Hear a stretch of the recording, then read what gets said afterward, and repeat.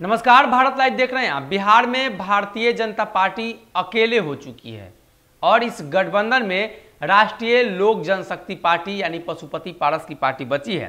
हालांकि उनको लेकर भी जो खबरें चली, पशुपति पारस के सांसदों को लेकर जो बातें सामने आई और ये तय था कि अगर अमित शाह या भारतीय जनता पार्टी का जो नेता है और शीर्ष नेतृत्व है वो इस मसले को लेकर हस्तक्षेप नहीं करता तो बिहार की तस्वीर सांसद के क्षेत्र में कुछ और बदल चुकी होती।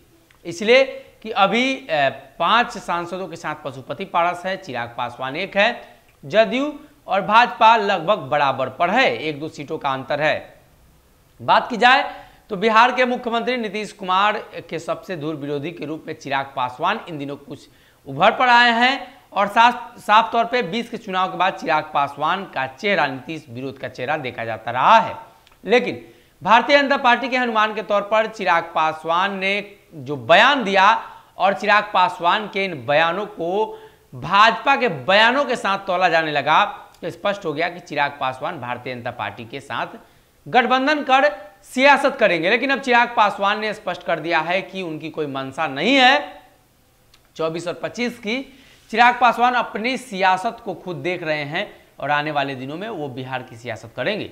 लेकिन अब तस्वीरें जब बदली हैं बिहार से और अब जब गठबंधन का स्वरूप बदलने लगा है तो चिराग पासवान ने भी खुद को बदल दिया है।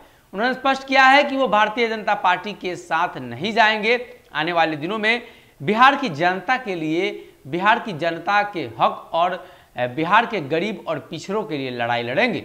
लेकिन बात की जाए तो चिराग पासवान कई बार भारतीय जनता पार्टी के नेताओं के द्वारा वो ऑफर वाले बयान को सुनकर खुशी से फूले नहीं समाते होंगे, इसलिए कि उन्हें अंदेशा होगा कि वो जल्द भाजपा में भारतीय जनता पार्टी उन्हें बुला रही है। लेकिन भाजपा के ऑफर को चिराग ने रिजेक्ट किया है और चिराग के इस रिजेक्शन के बाद यानी भाजपा के ऑफर को ठुकराने के बाद ये बिहार में नए गठबंधन की तलाश में जुटे हैं। हालांकि ये गठबंधन क्या होगा और कैसे इसका स्वरूप होगा, इसलिए कि 7 दलों के साथ तो महागठबंधन सरकार चला ही रही है।